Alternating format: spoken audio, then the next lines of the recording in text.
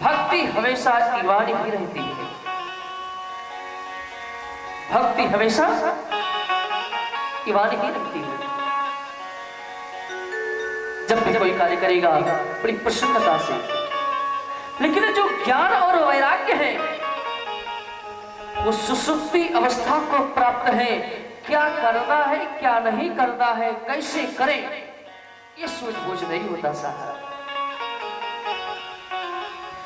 इस कथा से हमें आपको ज्ञान मिलता है। व्यास जी महाराज बतलाते हैं हम क्या करें क्या ना करें। ज्ञान वैराग्य जब हमारे ईवान होंगे तब भक्ति सही मार्ग पर चलेगी। और ईवान कब होंगे? सत्संग से ही ईवान होंगे।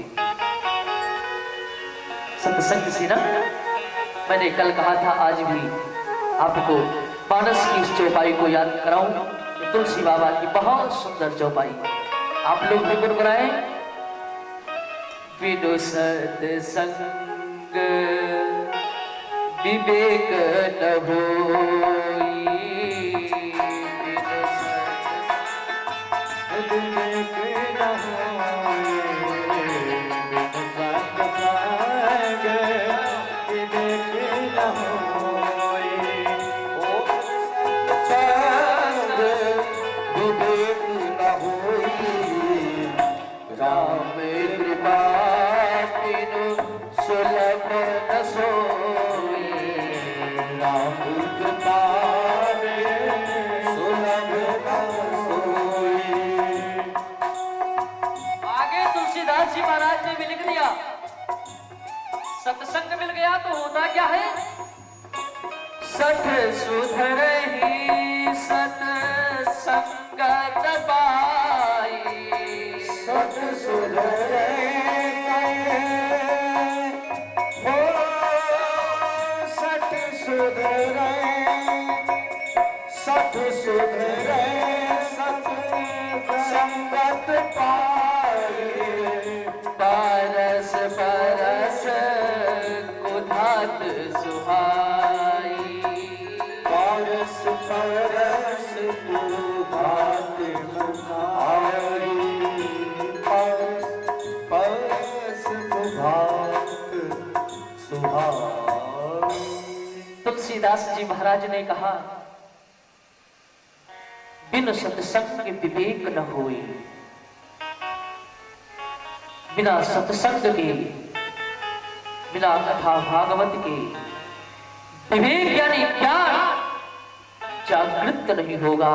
और जब ज्ञान नहीं जागृत होगा तो ज्ञान का छोटा भाई वैराग्य भी नहीं जागृत होगा, वो भी प्रादुर्भाव नहीं करेगा। और जो सत्संग करता है, जो भगवत की कथा को सुनता है, तुलसी बाबा ही कहते हैं कैसे बदल जाता है? जैसे कुधात यानी लोहा, लोहा पारस मणि को स्पर्श कराते ही अपने रंग को छोड़ देता है, अपने स्वरूप को छोड़ देता है, अपने भाव को छोड़ देता है, दूसरे में परिवर्तन हो जाता है। किसमें? पारस का पत्थर लोहे में छुआया जाए तो क्या बन जाएगा? सोना। लोहा 60-70 रुपया किलो, बहुत ज्यादा 100 रुपया किलो मार्केट में। और जब पारस पाथर उसमें स्पर्श करा दिया जाए तो वही लोहा पहला अपना रंग बदला, काला से पीला हो गया। और जब रंग बदला तो नाम बदल गया। अभी तक लोहा था, अब सुवर्ण हो गया, सुवर्ण, सुंदर वर्ण का। और जब नाम बदल गया तो फिर भाव बदल गया, फिर तो 50-60 हजार रुपया का 10 ग्राम जाने लगा। यही सत्संग होता है। जीव जब तक सत्संग नहीं करता तब तक सुसुप्ति अवस्था में प्राप्त होता है। और जब किसी संत महापुरुष का प्रादुर्भाव होता है, सत्संग होता है, तो पुनः जागृति अवस्था में आ जाता है। सत्संग का अर्थ क्या होता है आप जानते हैं? सत्य सत्य, सत्य को अलग किया जाए, सत्य को अलग किया जाए। सत्य कौन है मैंने कल बताया था। सत्य कौन है? सच्चिदानंद रूपाय विश्वोत्पत्त्यादहे तवे जय सच्चिदानंद जगपावन अस्कहि चलो मनोजन सावन। आ गया समझ में सत्य कौन है? और मैं बता दूं। उमा कहो मैं अनुभव अपना, सत्य हरि भजन जगत सब सपना। सत्य यानी ईश्वर। सत्य का अर्थ ईश्वर है एक व्याकरण के सूत्र के अनुसार, और शब्द का अर्थ प्रीति। जो मैंने गुरुजनों से संतों से सुना है, संग का अर्थ प्रीति। ईश्वर के चरणों में प्रेम करना, ईश्वर से प्रीति करना ही सत्य संग है। भक्ति कितनी प्रकार की होती है? भक्ति कितनी प्रकार की होती है? नौ ना? श्रवणम कीर्तनम यस्य पाय विष्णुपाद सेवनम, ऐसे करके नौ भक्ति है। तुलसी बाबा ने भी निरूपण किया। भगवान श्री राम मां शबरी के सामने कहते हैं, प्रथम भगति संतन कर संगा, प्रथम भगति संतन कर संगा, दूसर रति मम कथा प्रसंगा, दूसर रति मम कथा प्रसंगा, गुरुपद पंकज सेवा तीसर भगति अमान, गुरुपद पंकज सेवा तीसर भगति अमान, चौथ भगति मम गुण गण करई कपट तज ज्ञान, तौन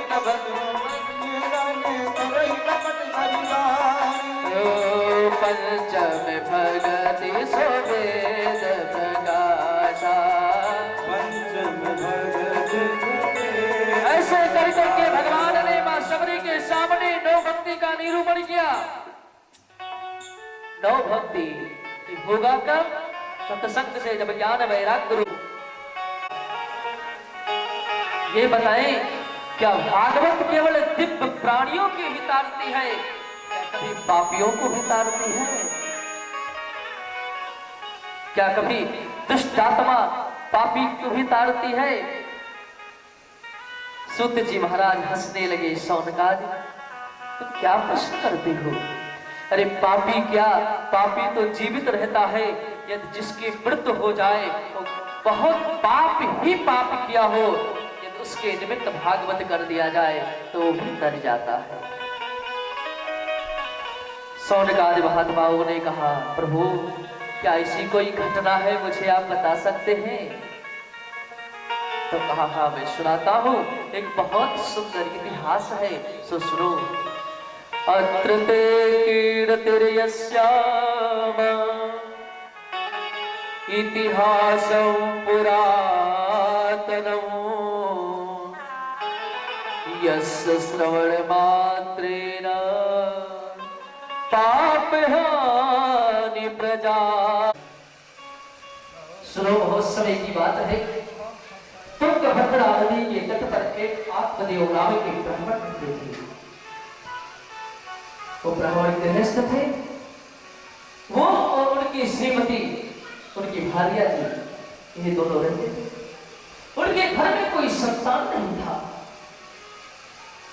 कोई भी संतान नहीं। मेरे भाई बहन, एक मैं प्रार्थना करूं आप लोग से हाथ जोड़ करके, किसी की संतान होना या ना होना ये ईश्वर की देन है, लेकिन यदि किसी के संतान ना होना उसके प्रारब्ध बस, तो उसका भूल कर भी कभी ताना कभी मत मारना। कभी उसको